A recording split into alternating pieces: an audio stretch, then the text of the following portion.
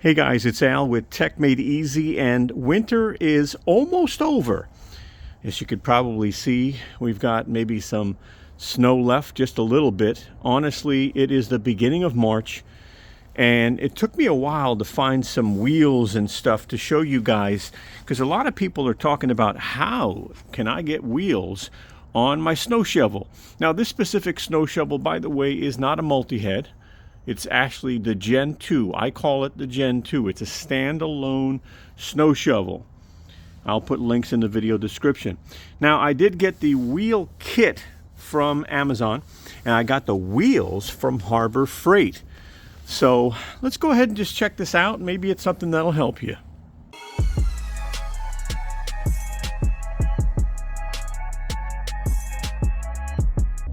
Now, the wheel kit I got came with these really small wheels. They're not even 5-inch wheels. So I'm going to start off the video just kind of showing you what those look like. And then we'll take a good close look at this one here. Again, no snow.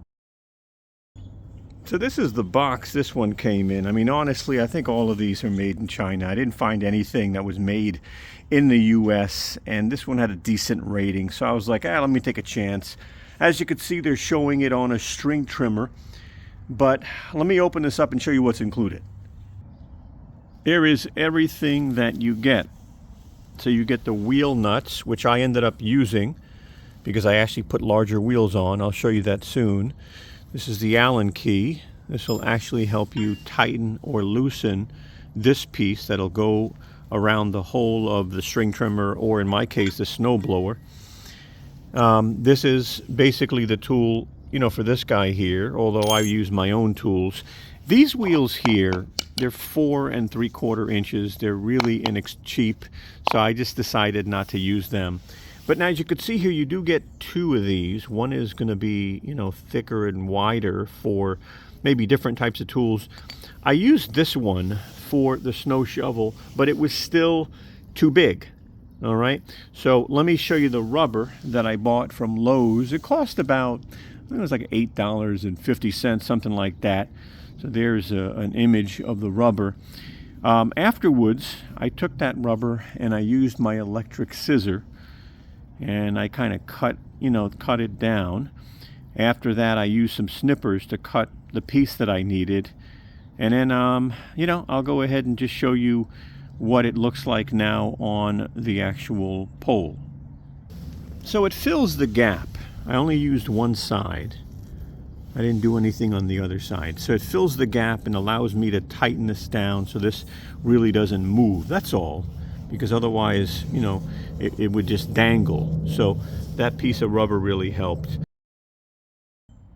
So you can see, and I don't know how this is standing like this, but that's kind of how you connect it. I then took this piece with this piece of rubber that I cut, and I'm going to hold this and just kind of make sure the rubber doesn't fall out. I'm going to screw in one side and screw in the other, and then all I need to do is tighten that down. That's it. Not bad.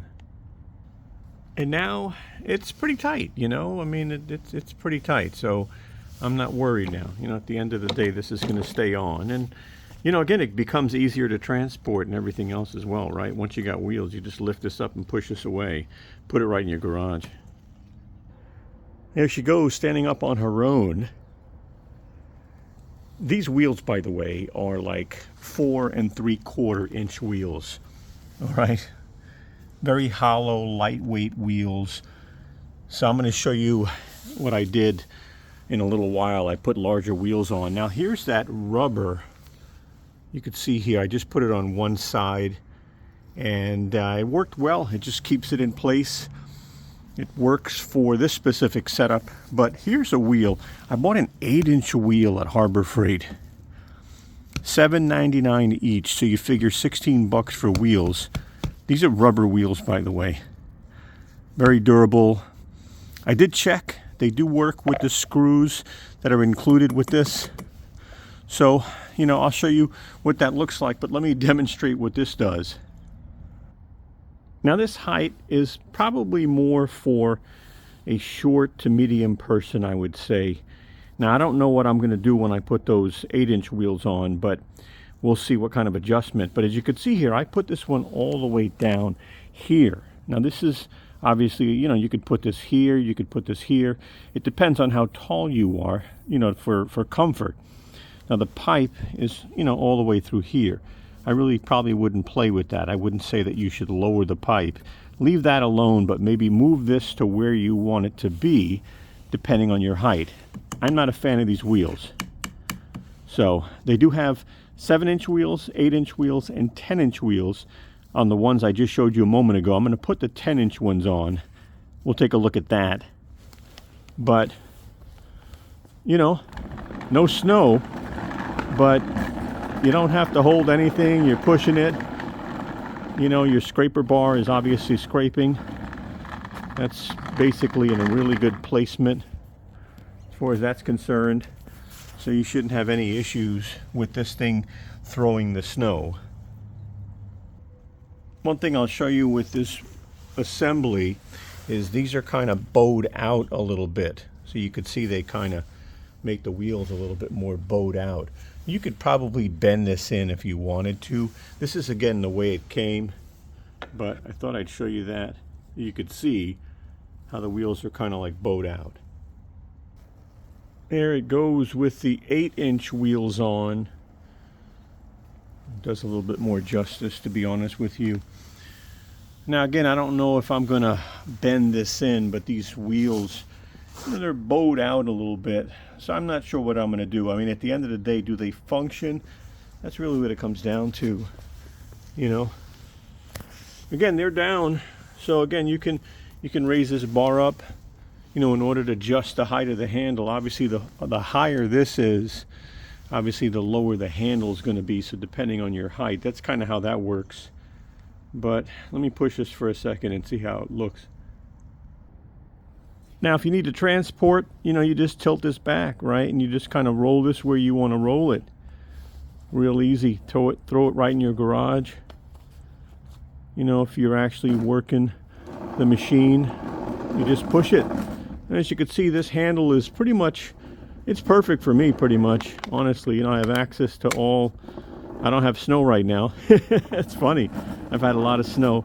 We got obviously a little bit of melting going on. Actually, a lot of melting, because the temperature went from 5 degrees to 30 degrees, and now we're going to have about 60 degrees this week. It's really insanity, but the lawn is pretty shot right now. But yeah, I'm going to show you, there's a little play here, as you could see by that screw sticking out. And again, if I push it back this way, you know, there's a little play here, and that's fine, you know, because this is locked on. So I'm not worried. The wheel won't come off. There's a little bit of play. I'm not looking for perfection, but this will last, you know. This will last, so I'm not worried about it. So let's see if it really helps when it snows. A lot of people are fans of wheels on these guys. All right, guys. Well, thank you so much for watching our video. I sure hope you found it helpful. And if you did, give us a thumbs up. We'd appreciate that. I'm going to go ahead and put our social media up on top if you want to follow us, and you'll be able to subscribe to our channel by clicking this round TechMadeezy logo. Guys, thank you so much, and have a wonderful day.